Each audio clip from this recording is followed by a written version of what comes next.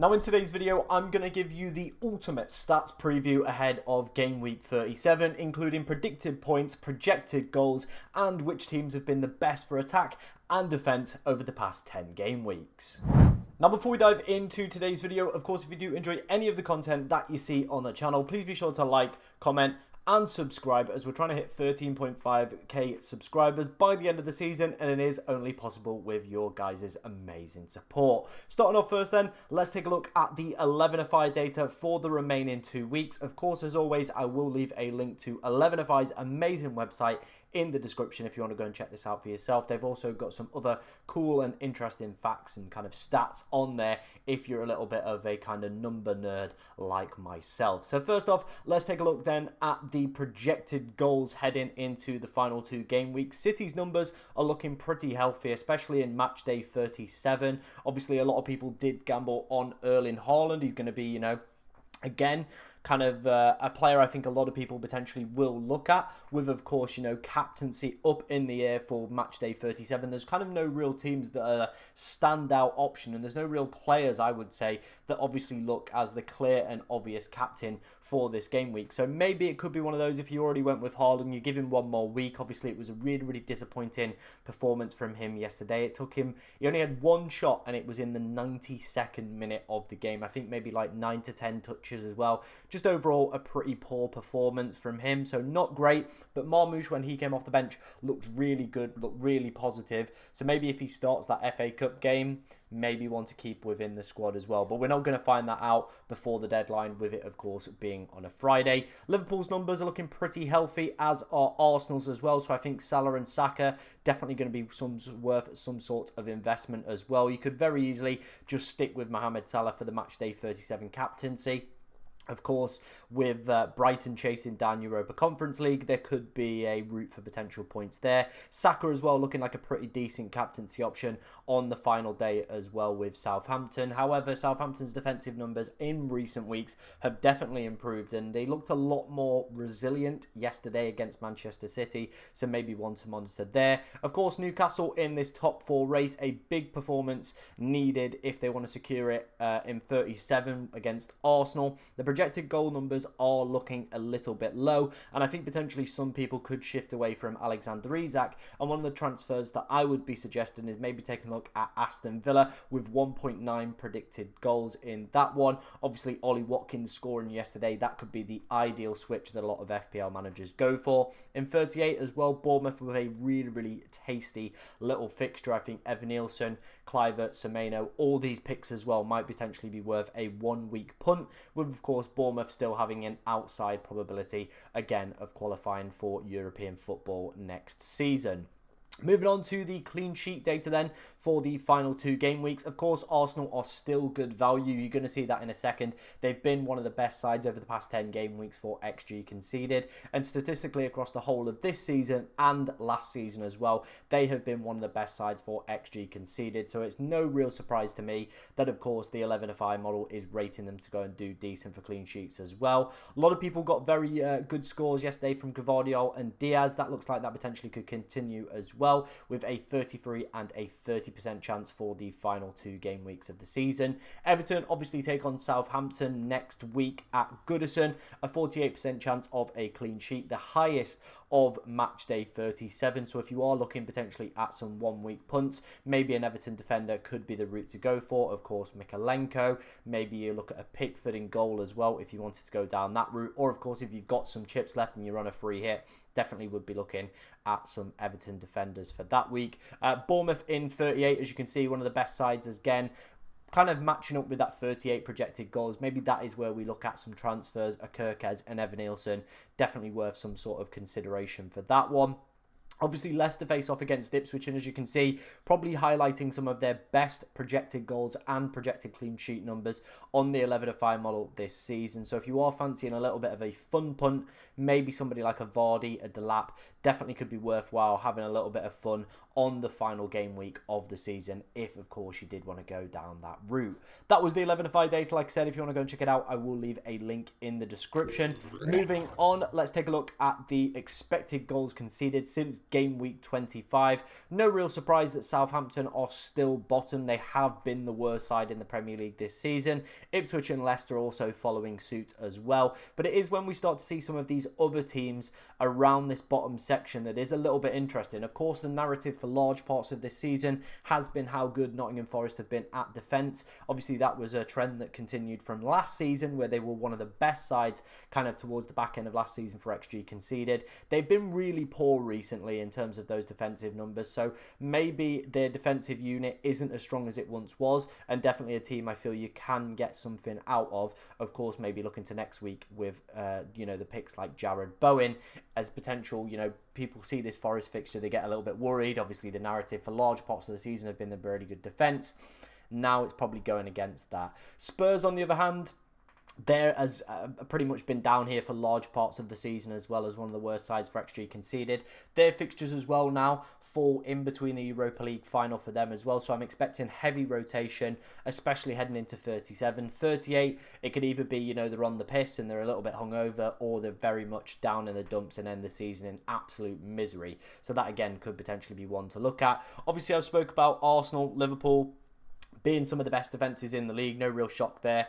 Palace as well, creeping up. So I definitely think it would be worth holding on to Munoz as well if you've still got him. Still a pretty decent asset. Still pretty nifty as well as a potential player to go and pick up or kind of hold, should I say, for the final few weeks of the season. Moving on to the projected goals. Sorry, not the projected goals. The expected goal numbers from game week 25 to game week 36. And this was a real shock for me. These are down, by the way, very much down from what we covered earlier in the season around the game week 25 period. They were a lot higher. There's definitely been a big drop-off, and we've noticed that in recent weeks. Less goals are being scored in the Premier League.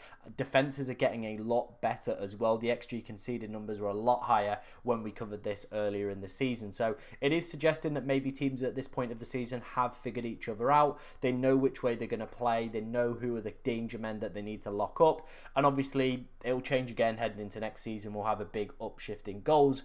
But for right now, we are seeing lower projected expected goals over the course of the past 10 to 11 game weeks. Of course, Brighton being that interesting pick, and maybe, I know the fixtures are difficult heading into these final two games, but with something on the line, maybe something to consider if, of course, we are going to have defenders against this Brighton side. Maybe somebody like a Danny Welbeck could be a potential differential shout as well. If maybe you're miles back, you think that they need to play for something, of course, they're topping the list for expected goals here, could be a decent potential shout. I really like the fact that Villa are up here as well. That bodes, in my opinion, a lot of confidence for the pick of Watkins or Rodgers heading into this week as well. Ditching away from Alexander Isak, going for, of course, a Rodgers or a Watkins. I really like that as a potential option. We're also seeing Nottingham Forest down here as well in the low expected goals column as well. They've really been struggling in recent weeks to actually get themselves goals, points, stuff like that. Two big games to end the season for them as well. Obviously, West Ham, not a prolific team, as you can see, they're also down there.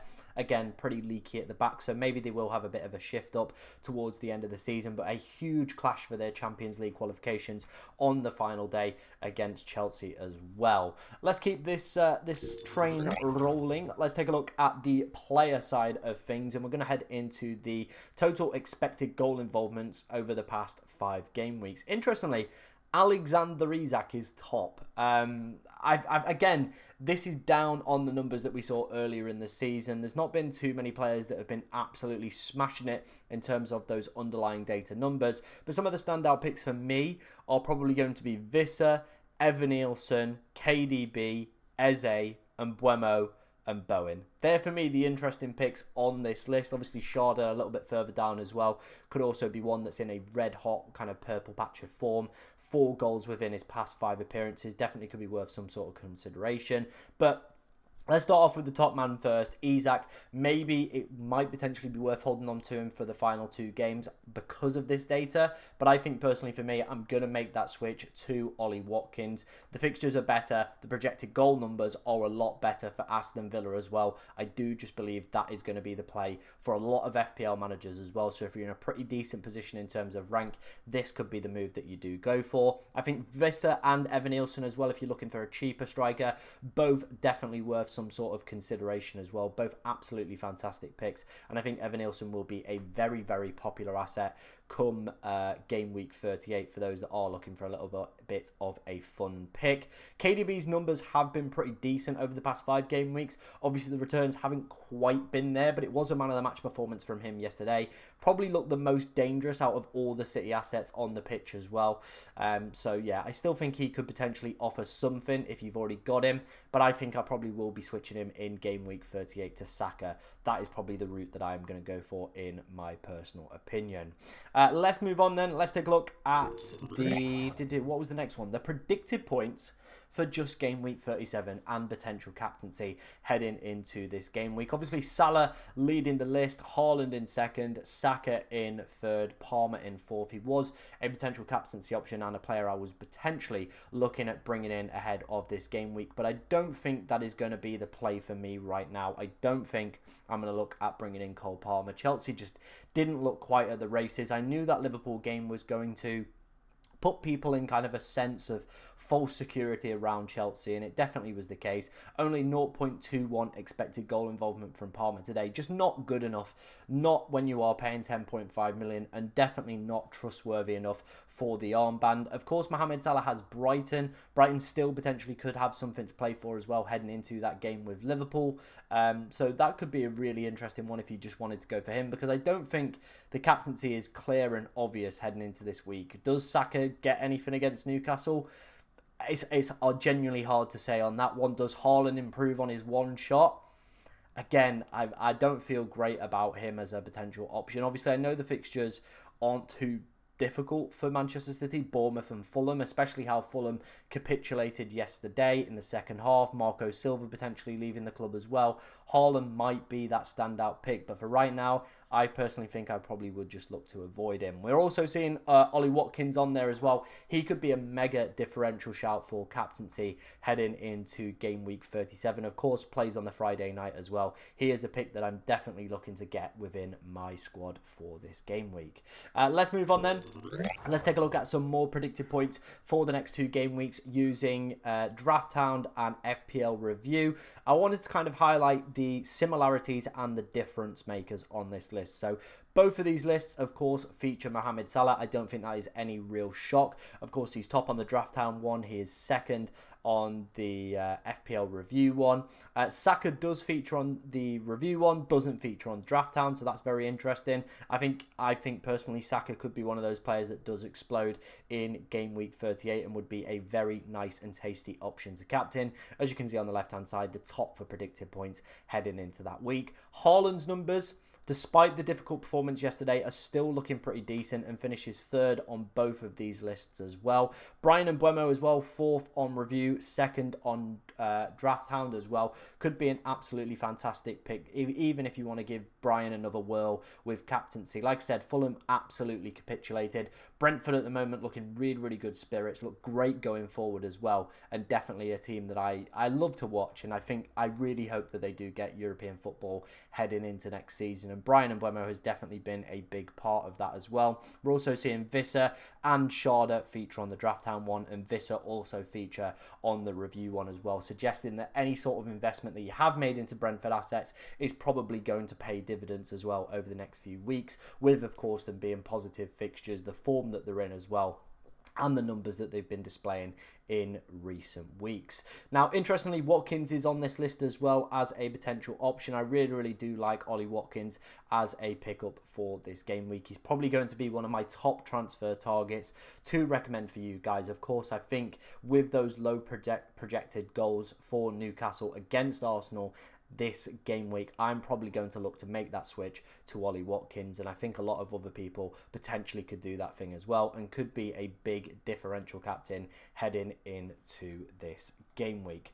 Finishing up then, let's take a look at the assistant manager points. Of course, if you did activate that chip in game week 36, here are all the projections. Obviously, ignore the game week 36 ones. This is coming from Rob T FPL. Make sure you go and drop Rob a follow. Has been an absolute goat throughout the course of this season. So the way that I like to play with this chip is, of course, table bonus. And I think this time of year, there's going to be certain teams that are going to be on the beach. There are certain teams that I think you can definitely target and kind of get the most out of. And I'm looking here. Of course, Iriola could be a big hitter with, of course, Leicester at home on the final day. Could be a decent option there if you wanted to go down that route. If you've got no Bournemouth players, could be a decent one. Hurtzler with the Liverpool at home fixture. Like I said, if Liverpool are still in this kind of on the beach mentality, that could be an absolutely fantastic pickup. Of course, if Brighton are still chasing down those Europa Conference League places as well.